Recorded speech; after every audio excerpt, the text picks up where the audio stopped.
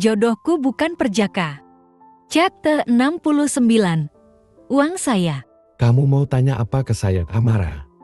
Tanyaku yang sedikit curiga dari caranya bicara pasti bukan sesuatu yang positif.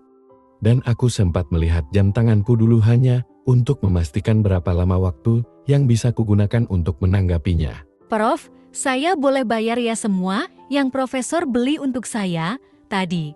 Soalnya saya nggak nenak prof itu, banyak sekali prof uangnya. Bayar pakai apa? Tanyaku mencacar. Pakai uang? Dan semua orang tentu tahu bayarnya pakai uang. Makanya aku sedikit menjungkikan senyum sebelum bertanya lebih detail. Uang siapa, Amara? Uang saya. Penjelasannya yang membuatku tidak puas. Uang kamu? Memang kamu kerja apa punya uang? Tanyaku yang sengaja agak keras, biar saja dia mati kutu dan sulit untuk menjawab. Bukan mengerjainya, tapi aku punya alasan sendiri kenapa aku bertanya begini.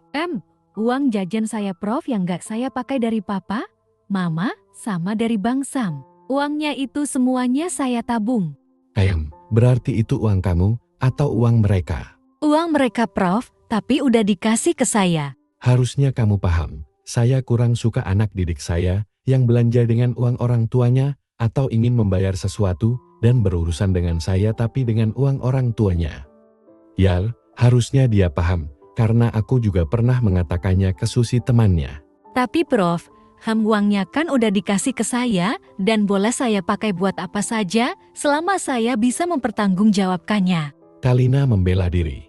Baiklah, setelah melirik jam tanganku kami masih punya waktu, aku pun meladeninya. Pertanyaan pertama, kalau tadi kamu gak sama saya, apa kamu bakal beli 2 kacamata itu? Enggak prof, palingan saya lihat dulu kacamata saya frame-nya masih bisa dibenerin atau enggak. Kalau udah nggak bisa baru nanti saya beli. Sekarang saya tanya sama kamu, apa setiap kali kamu mengeluarkan uang orang tuamu bisa tahu? Bang Sam, yang nyambung ke e-banking dan email bank saya masuk ke dia juga prof. Maksudnya setiap kali ada belanja ya pasti ketahuan. Dia diberikan wewenang sama papa buat itu prof. Kamu mau bilang apa beli kacamata jadinya? Saya mau bilang kacamatanya jatuh, terus pecah karena saya nggak hati-hati kepleset prof. Mau sampai kapan kamu belajar berbohong, Amara? Aku tidak ingin mendidiknya sebagai pembohong, makanya aku menegaskan sekali lagi di sini. Anak ini jujur dan dia polos, jadi aku khawatir kalau dia terbiasa menyembunyikan sesuatu dari orang tuanya, akan membuat dirinya terjebak sama orang-orang yang berniat tak baik padanya. Maaf prof. Tadi kamu sudah berbohong kalau kamu menginap di apartemen saya, tapi kamu bilang di tempat temanmu lalu kamu ingin membohongi mereka lagi perihal kacamatamu. Lagi-lagi dia tidak bisa menjawab dan menunduk. Maaf prof. Dan yang kedua, kalau kamu tidak bersama saya, apa tadi kamu beli baju yang saya pesan itu? Dan kamu beli jaket yang saya order tadi? Aku tidak butuh maafnya, sehingga aku kembali bertanya. Nggak prof. Aku melihat Kalina makin lemas menjawab dan makin tertunduk. Ya, karena memang aku yang ingin membelikannya pakaian itu, bukan keinginannya. Jadi apa aku harus membebankan pada pengeluaran orang tuanya? Tentu saja tidak. Lalu kamu mau bayar itu pakai uang orang tuamu dan abangmu? Sesaat dia belum bisa menjawabnya dan seperti berpikir keras. Amara, yang saya beli tadi itu di luar biaya operasional kamu untuk kuliah. Sebagai orang tua yang punya anak, saya pasti akan khawatir jika anak saya mengeluarkan uang dalam 1 kali transaksi dengan nilai seperti yang tadi saya belanjakan. Jumlah itu cukup besar dan tidak sewajarnya mahasiswa berbelanja sebanyak itu. Lalu apa yang mau kamu pertanggungjawabkan pada keluargamu? Lagi-lagi dia diam dan aku yakin sekali dia tidak pernah belanja sampai mengeluarkan uang sebesar itu dalam 1 kali transaksi. Coba katakan pada saya berapa jumlah uang yang paling banyak kamu keluarkan sehari? 2,5 juta prof. Itu juga karena saya kalap beli novel sama perlengkapan alat tulis di toko buku. Dari melihat Sam, aku rasa keluarganya memang keluarga mampu dan tidak mungkin mereka tidak punya uang. Mendengar kalau dia menghabiskan uang 2 juta. Sebenarnya menurutku ini jumlah yang sangat kecil, karena aku pikir dia akan menghabiskan dengan jumlah yang lebih besar, tapi sepertinya untuk urusan gadget itu pengeluaran yang berbeda dan kakaknya sendiri yang membelikannya karena gadget yang Kalina punya itu bukan barang murah, meski bukan keluaran terbaru, itu modal beberapa tahun lalu, dan sekarang sudah ada penurunan harga. Kapan? Tapi aku tahu dia tidak membohongiku soal pengeluarannya itu, makanya aku bertanya begini. Kelas 3 SMA. Kamu ditegur. Enggak sih, kalau sama papa, tapi sama Bang Sam ditanyain uangnya buat apa, barang sama struknya juga disuruh liatin. Karena dia takutnya saya dimanfaatin sama temen-temen atau pakai uang sembarangan yang nggak bisa dipertanggungjawabkan. Lalu bagaimana ceritanya kamu mau bertanggung jawab jika kamu menggesek uang 25 kali lipat dari nilai yang pernah kamu habiskan, yang paling besar itu? Saya, Untuk masalah gadgetmu semuanya itu dibelikan oleh abangmu juga.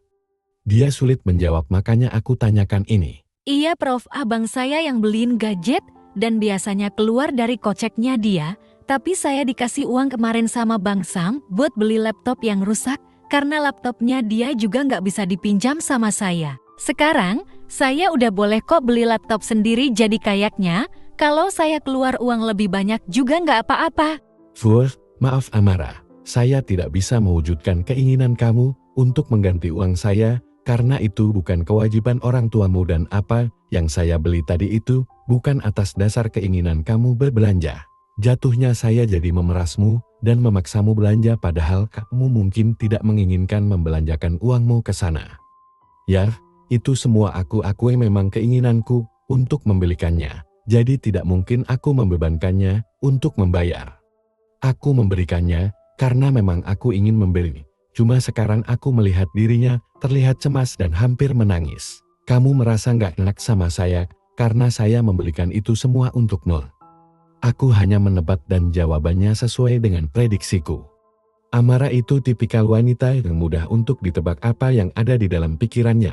Dia ini anak yang polos dan tidak enakan, makanya dia ingin mengganti uangku karena rasa itu simpan pasti bisa mengcover. Cuma sudahlah, mungkin dia sanggup menggantinya karena aku yakin sekali uang jajannya yang dia. Aku membelikannya ikhlas kok. Saya bukan orang yang suka mengungkit pemberian saya, jadi kamu rawat saja benda-benda itu ya. Tidak perlu mengganti uangnya pada saya. Tapi Prof, Cuma anak ini, keinginannya sangat kuat sekali dan apa yang jadi alasanku tidak membuatnya merasa tenang menerima barang-barang yang kuberikan. Harusnya aku menjelaskan kenapa aku memberikan itu semua, tapi ada yang mengganjal dan aku ingin tahu betul kenapa dia tidak mau menerima pemberianku. Sementara, kalau aku kasih itu ke mahasiswi lain, mungkin mereka dengan senantiasa akan menerimanya, meski aku nggak mungkin memberikan yang sebanyak ini kecuali pada Kalina. Baiklah, sekarang kamu jelaskan pada saya, apa alasan keberatanmu? Makanya aku ingin tahu kenapa dia keras kepala ingin mengembalikan semuanya padaku. Ada keraguan di wajahnya seperti dia tidak mau bicara yang memberatkan hatinya itu. Amara, saya menunggu jawaban dan saya tidak mau dibohongi. Makanya aku menekankan lagi untuk membuatnya bicara. karena saya tahu kebutuhan profesor. Karena kemarin saya nguping pembicaraan profesor yang lagi nelpon, jadi mending uangnya buat kesana aja Prof.